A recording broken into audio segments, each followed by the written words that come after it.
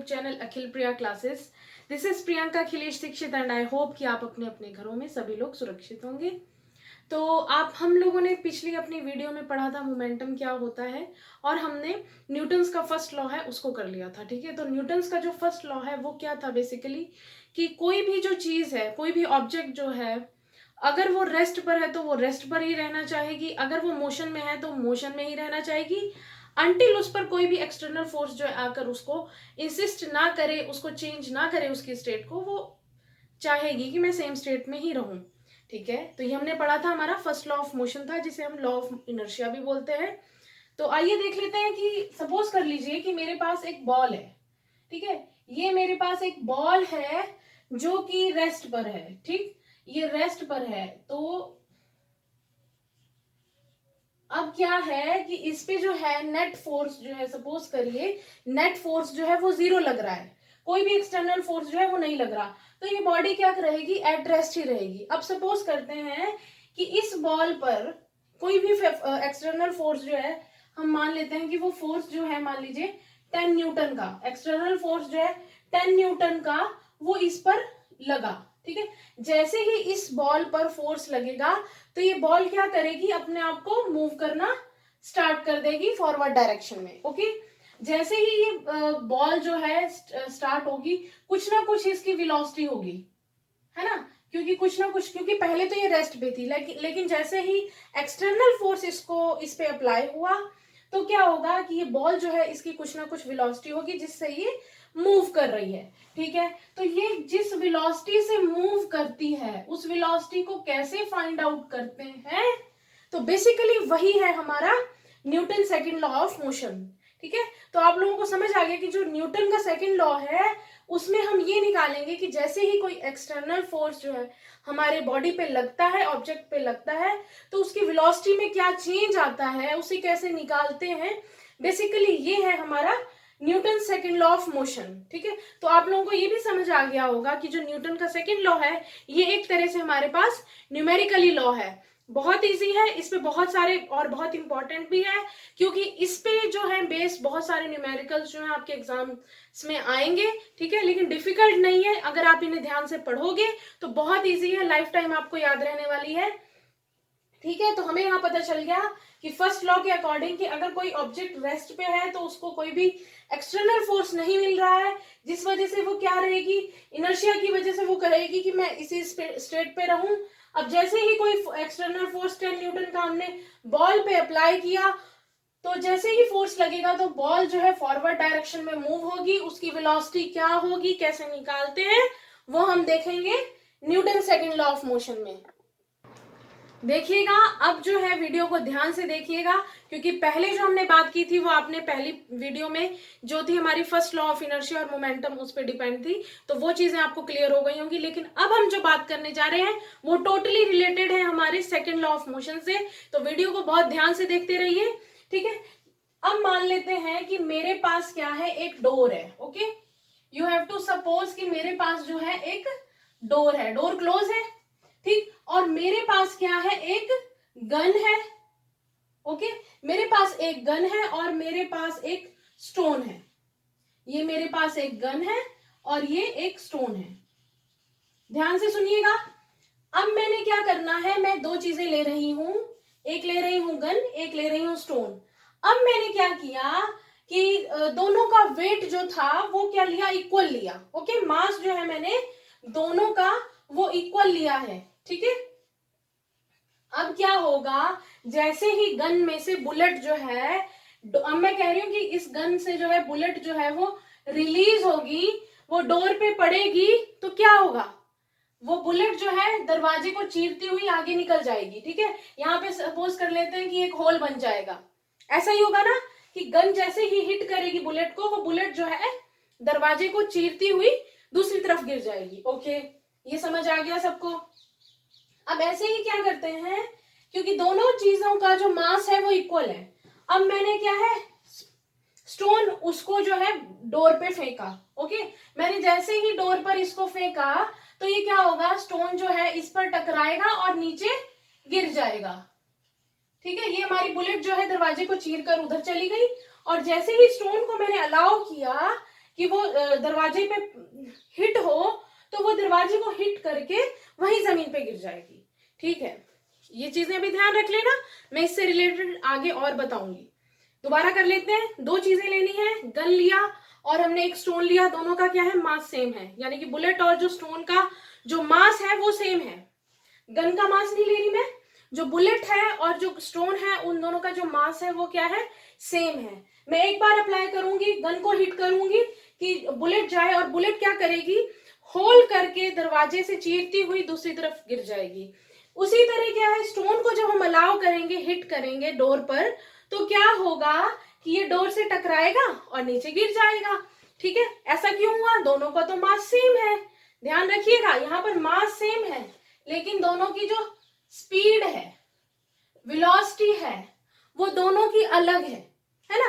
क्योंकि जैसे ही मैं गन को हिट करूंगी, बुलेट उसमें से रिलीज होगी, तो आपको पता है कि जो बुलेट की स्पीड होगी, जो वेलोसिटी होगी बुलेट की, वो एज कंपेयर टू जो हम स्टोन हिट करेंगे उससे ज्यादा होगी। ठीक है, यहाँ पे ध्यान रखिएगा, क्योंकि बुलेट की जो वेलोसिटी थी वो जो है ज्यादा है एज कंपेयर टू स्टोन, इसलिए क्या हुआ कि बुलेट के अंदर क्या कैपेबिलिटी थी, उसके अंदर बहुत ज्यादा फोर्स था, उसके अंदर इतना ज्यादा फोर्स था कि वो डोर को हिट करेगी, उसमें होल बना देगी और दूसरी तरफ गिर जाएगी, क्योंकि इसकी वेलोसिटी जो है वो ज्यादा है। हालांकि हमने क्या किया, हमारा जो स्टोन था दोनों का सेम मास है और हमने क्या किया, इसको भी हिट किया, लेकिन इसकी velocity as compare to bullet उतनी ज्यादा नहीं है, तो ये क्या करेगा, जस्ट दरवाजे को हिट करेगा और नीचे गिर जाएगा। ये पॉइंट जो है इसको आप नोट कर लीजिएगा कि वेलोसिटी अलग है दोनों की, मास सेम है, इसलिए क्या है, जिसकी ज्यादा वेलोसिटी हुई उसके अंदर उतनी ही ज्यादा पावर है कि वो उतना ही फोर्स लगा सकता है। ठीक है, यानी कि फोर्स जो है बुलेट के थ्रू वो ज्यादा लगा है। पॉइंट नोट कर लेना। अब हम सेकंड चीज करने जा रहे हैं। ठीक है, तो यहां पर हमने किया कि वेलोसिटी जो है, जिसकी ज्यादा वेलोसिटी होगी, मोर वेलोसिटी, तो हमारे पास क्या आ जाएगा, मोर फोर्स। ठीक है, क्योंकि हमने क्या किया, वेलोसिटी ज्यादा थी, उसकी वजह से बहुत ज्यादा फोर्स लगा, बहुत ज्यादा फोर्स लगने की वजह से एक चीज दरवाजे को चीर कर उधर चली गई, और एक चीज जिसमें वेलोसिटी कम थी उसके अंदर क्या था, इतना फोर्स नहीं था, वो हिट करके वहीं गिर जाती है। ठीक है, ये पॉइंट जो है इसको नोट कर लीजिएगा। अब हम करेंगे सेकंड पॉइंट की बात। अब हम ले लेते हैं हमारा दूसरा केस, उसको स्टडी करने जा रहे हैं, तो ध्यान से देखते रहिए। ठीक है, अभी हमने बुलेट और स्टोन का एग्जांपल लिया, अब मैं एग्जांपल ले रही हूं, उसको देखिए। सपोज कर लीजिए मेरे पास एक बहुत बड़ा ऑब्जेक्ट रखा है। ठीक है, ये कोई भी ऑब्जेक्ट है, XYZ, कोई भी जिसका कुछ वेट है। ठीक है, अब मैंने क्या किया, मेरे पास दो बॉल है। ओके, मेरे पास दो बॉल है, जिसमें से एक बॉल जो है हॉलो है, अंदर से क्या है, खाली है, फुटबॉल है, समझ लीजिए कि ये फुटबॉल है। ठीक है, और इसको हम ले लेते हैं कि ये क्या है, एक स्फीयर है, सॉलिड स्फीयर, ये एक सॉलिड स्फीयर है। अब मैं इसमें से एक एक को क्या है, अलाउ करूंगी कि इस ऑब्जेक्ट पे जाएगी। ठीक है, अब हमारे पास देखिएगा कि 1 and 2 जो है, मतलब अब हम एक केस में हम करेंगे, तो अब यहां हम बात करेंगे वेलोसिटी, यहां पर क्या रहेगी, दोनों की सेम रहेगी। वेलोसिटी जो है यहाँ पर, मैंने पिछले केस में क्या लिया था, दोनों का मास सेम लिया था, बुलेट और स्टोन का मास सेम लिया था। यहां पर जिस वेलोसिटी से ये इस ऑब्जेक्ट को हिट करेंगे वो इक्वल होगा। ठीक है, अब आपको पता है कि फुटबॉल है, तो ऑब्वियसली इसका मास जो होगा वो as compare to solid sphere कम होगा। ठीक है, तो यहां पर क्या है, मास जो है वो डिफरेंट है। ओके, मास जो है डिफरेंट है, वेलोसिटी सेम रहेगी।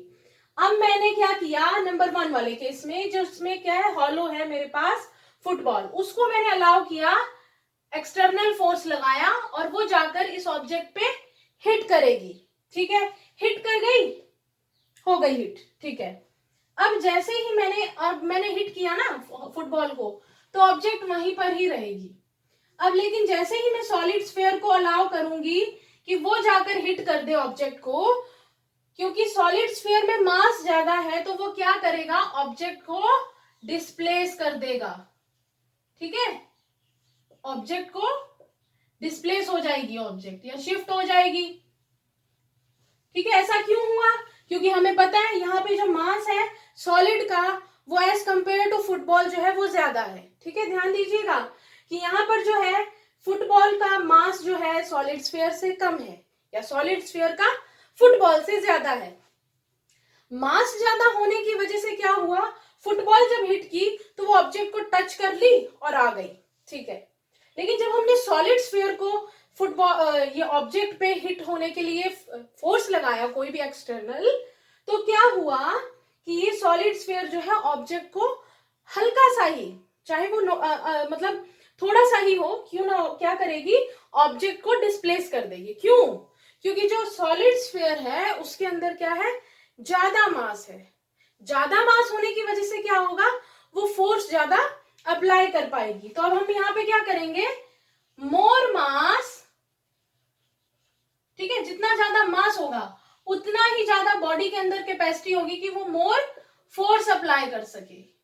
ठीक है, मोर मास मोर फोर्स, क्योंकि अब मोर मास है हमारी सॉलिड स्फीयर के अंदर, इसलिए क्या करेगी, वो ऑब्जेक्ट को हिट कर डिस्प्लेस कर देगी। अभी हमने पीछे पढ़ा था मोर वेलोसिटी मोर फोर्स। ठीक है, यहां हम पढ़ रहे हैं मोर मास मोर फोर्स। अब यहां पर ध्यान दीजिएगा कि जो हमने दोनों केसेस स्टडी किए, जिसमें हमने एक में गन और स्टोन को हिट कराया था, उसमें क्या है, दोनों की वेलोसिटी अलग थी लेकिन मास इक्वल थे। और हमने एक केस लिया जिसमें हमने एक हॉलो फुटबॉल ली और एक सॉलिड स्फीयर लिया, तो उसमें क्या था, more mass so it will give us more force. ठीक है, ये दो पॉइंट आ गए। जब ये दोनों पॉइंट एक जगह मिलेंगे तो ये क्या करेंगे, मोमेंटम, है ना। मोमेंटम क्या है, हम बेसिकली पढ़ चुके हैं, momentum is the product of mass. Momentum क्या है, momentum is the product of mass of an object and velocity of an object while in motion. किसी भी मोशन में अगर किसी बॉडी के अंदर मास है और वेलोसिटी है तो उसके प्रोडक्ट को हम कहते हैं मोमेंटम। अगर मैं बात करूंगी कि मोमेंटम बहुत ज्यादा है इस बॉडी का, तो उसकी इसका मतलब क्या है कि उस बॉडी के अंदर ज्यादा फोर्स अप्लाई करने की पावर है। ठीक है, और अगर मैं कहती हूँ कि इस बॉडी का मोमेंटम जो है वो कम है as compare to a object, तो इससे हमें क्या समझ आ जाएगा कि इसके अंदर क्या है, मास कम होगा, वेलोसिटी कम होगी, इस वजह से क्या है, ये फोर्स को अप्लाई करने की इसके अंदर क्षमता कम है। आई थिंक कि ये मोमेंटम, ये कैसे हमने दोनों एग्जांपल लिए, ये आपको अभी तक अच्छे से समझ आए होंगे। अब बहुत ही नजदीक हम पहुंच गए हैं सेकंड लॉ की तरफ, तो आप बिल्कुल जो है वीडियो को ध्यान से देखते रहिए। ठीक है, बहुत अच्छे से हम कर रहे हैं और आई थिंक ये अंडरस्टूड होगा। वीडियो बिल्कुल ध्यान से देखते रहिए। अब हम बिल्कुल करने जा रहे हैं सेकंड लॉ होता कैसे है। अब देख लेते हैं जो हमारा जो सेकंड लॉ है वो क्या स्टेटमेंट देता है। वो कहता है कि force applied on an object is directly proportional to the rate of change of momentum. यह भी हमने पढ़ा कि जितना किसी बॉडी का रेट जो मोमेंटम है अगर वो हाई होगा तो उसके अंदर क्या है, कैपेबिलिटी ज्यादा फोर्स करने की, और अगर उसका मोमेंटम कम होगा तो उसके अंदर कैपेबिलिटी है कि वो बहुत कम फोर्स अप्लाई कर सकता है। तो यही चीज है, इसको हम देखते हैं कैसे। ठीक है, सपोज कर लीजिए मेरे पास एक कार है। ठीक है, मेरे पास एक कार है और ये कार जो है एट रेस्ट पे है। ठीक है, इस कार का कुछ ना कुछ मास होगा, मान लीजिए इस कार का m मास है। इसकी इनिशियल वेलोसिटी यानी कि u जो है वो 0 है। अब इसकी कुछ ना कुछ वेलोसिटी होगी। ठीक है, मास है इस कार का और ये रेस्ट पे थी, इसलिए इनिशियल वेलोसिटी जो है वो 0 होगी, और ये जो v होगी इसकी मान लीजिए फाइनल वेलोसिटी होगी। ठीक है, अब मेरे स्टेटमेंट के अकॉर्डिंग कि force applied on object is directly proportional to rate of change of momentum. अच्छा जी, rate of change of momentum. अच्छा, तो अब क्या होना है, रेट, यानी कि रेट से जहां कहीं पर भी अगर आपको रेट वर्ड आ जाता है तो इसका मतलब है कि हम जो रिलेशनशिप ले रहे हैं वो ले रहे हैं इन कॉन्टेक्स्ट ऑफ टाइम से। ठीक है, कि इतना टाइम हुआ तो चीज ऑब्जेक्ट कहाँ पहुंची, आफ्टर इतने टाइम के बाद वो ऑब्जेक्ट कहाँ पहुंचेगी। तो we are taking time in consideration of our relationship. Okay, तो अब हम सपोज कर लेते हैं क्योंकि जो ये रेस्ट पे थी तो इसका मोमेंटम जो होगा m यू, ठीक है, एम यू होगा, इसको हम लिख लेते हैं कि पी। और अब हम ले लेते हैं एक अनदर मोमेंटम जब इसके अंदर क्या है, वेलोसिटी होगी, ठीक है। यहां पर अगर मैं यू ना जीरो ना लूं, या इसको कुछ भी ले सकते हैं हम, जैसे कि 1 मीटर पर सेकेंड ले लिया या 2 मीटर पर सेकेंड ले लिया, ठीक है, तो यहाँ पर हम वो भी ले सकते हैं। अब हम दोनों केसेस को फाइनली जो हम न्यूमेरिकल्स में करेंगे तो आप लोगों को और क्लियर हो जाएगा। अब मान लीजिए P1 है, ये P2 है, ठीक। और मुझे निकालना है कि इन दोनों के रेट में क्या फर्क है, तो मैं क्या करूंगी, P2 माइनस P1 करूंगी, ठीक है। क्लियर है आप लोगों को कि P2 माइनस P1 होगा, यानी कि V minus MV minus MU होगा। क्लियर है आप लोगों को, MV माइनस MU होगा। यहां से मैं M जो है उसको कॉमन ले लूंगी तो V माइनस U होगा। अभी और आगे करते हैं, क्लियर लिखती हूं मैं, रुकिए। चलिए अब देखते हैं, ये मेरा मोमेंटम है P1, इनिशियल स्पीड थी जब मेरे पास, MU, U जो है मैंने कहा जीरो भी हो सकता है, क्योंकि ऑब्जेक्ट अगर रेस्ट पे होगा तो इनिशियल वेलोसिटी होगी आपकी जीरो। लेकिन अगर आपका जो ऑब्जेक्ट है वो मूविंग पोजीशन पर है, धीरे धीरे जो है उस पर अगर फोर्स अप्लाई होना स्टार्ट होगा धीरे धीरे, तो मान लीजिए कि जब वो स्टार्ट हुआ तो उसमें क्या थी, 2 मीटर पर सेकेंड की स्पीड थी, और जैसे ही क्या है थोड़ा थोड़ा बढ़ता गया, एक्सटर्नल फोर्स लगता गया, तो ऑब्वियसली जो मेरे पास फाइनल वेलोसिटी आएगी वो 2 से ज्यादा ही आएगी, ठीक है। तो इस तरह हम क्या ले लेते हैं, P is equal to MV minus MU, हमने दोनों का डिफरेंस ले लिया, ठीक। तो अब मैं इसमें से कॉमन निकाल सकती हूँ, तो मेरे पास आ जाएगा V माइनस यू, तो मेरे पास मोमेंटम जो है वो क्या आ जाएगा, M into V minus you. लेकिन यहां पर बात हो रही है कि जो फोर्स अप्लाई होगा किसी भी ऑब्जेक्ट पर वो rate of change of momentum है, यानी कि रेट ऑफ चेंज ऑफ, ठीक है।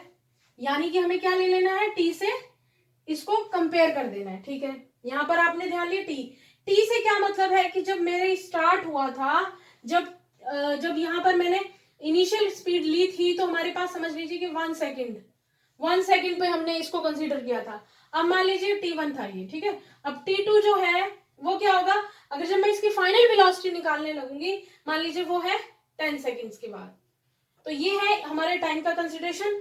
अब V minus you upon T क्या होता है भाई, V minus you upon T क्या है, ए क्या होता है, एक्सीलरेशन, ठीक है।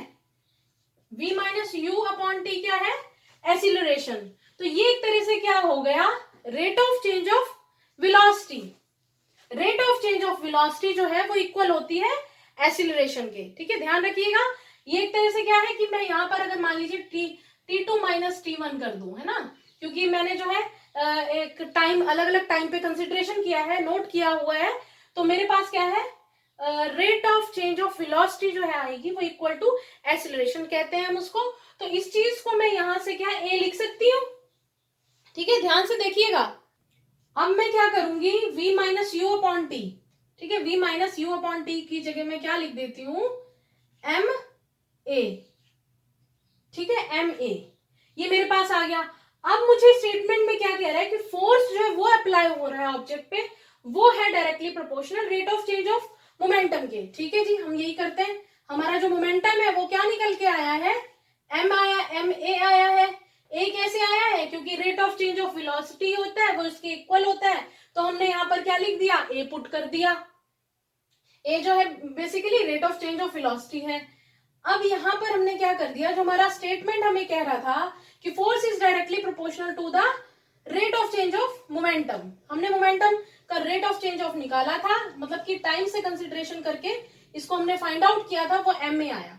तो ये मेरे पास आ गया, force is directly proportional to M A. ध्यान रखिएगा, ये होता है मेन हमारा जो सेकंड लॉ है वो ये कह रहा है, ठीक है। अब हम इस प्रोपोर्शनैलिटी को हटाएंगे तो हम क्या कर सकते हैं, अब हम इस प्रोपोर्शनैलिटी को हटाने के लिए क्या करते हैं, F is equal to M A, यहाँ पे हम K लिख देते हैं, ठीक। ये K जो है एक प्रोपोर्शनैलिटी कांस्टेंट है, ओके, प्रोपोर्शनैलिटी कांस्टेंट है। तो ये जो है बेसिकली हमारे पास जो आया, ये आ गया हमारा सेकंड लॉ की statement with its numerical, okay. तो F is equal to K M A, ये है हमारे पास जो हमारा सेकंड लॉ ऑफ मोशन कहता है, वो क्या कहता है कि force applied on an object is directly proportional to the rate of change of momentum.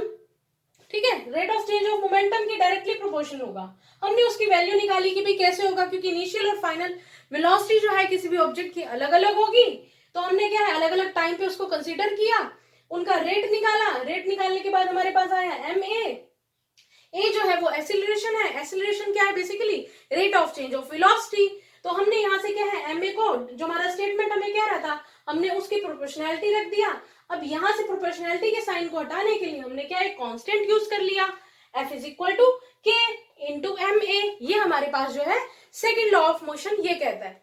अब इससे रिलेटेड जो हम न्यूमेरिकल्स करेंगे वो हम फर्दर वीडियो में करेंगे। ठीक है, यहाँ तक आई होप कि आप लोगों को समझ आ गया होगा। मैंने दोनों एग्जांपल्स आपको वेलोसिटी से रिलेटेड कि कैसे गन और स्टोन की वेलोसिटी जो थी अलग अलग थी, उस पे फोर्स कैसे हुआ, और हॉलो स्फीयर यानी कि फुटबॉल और हमने जब सॉलिड स्फीयर लिया उन दोनों में कैसे फोर्स को अप्लाई किया, ठीक है, वो चीजें ली। उसके बाद मोमेंटम कैसे चेंज होगा उसकी बात की, और इसकी बात करते हुए हमने स्टेटमेंट में जो लिखा था उसी को हमने क्या है न्यूमेरिकल में लिख दिया, एक एक्सप्रेशन में लिख दिया। तो हमारे पास जो आ गया, ये आ गया हमारे पास F इज इक्वल टू के इंटू एम ए। ठीक है, अब ये जो है हमारा सेकेंड लॉ ऑफ मोशन यहाँ जो है कंप्लीट होता है। आई होप कि आपको अच्छे से समझ आया होगा। अगर आपकी कोई भी क्यूरीज है, कोई सजेशंस हैं, तो प्लीज कमेंट बॉक्स में ड्रॉप कर सकते हैं।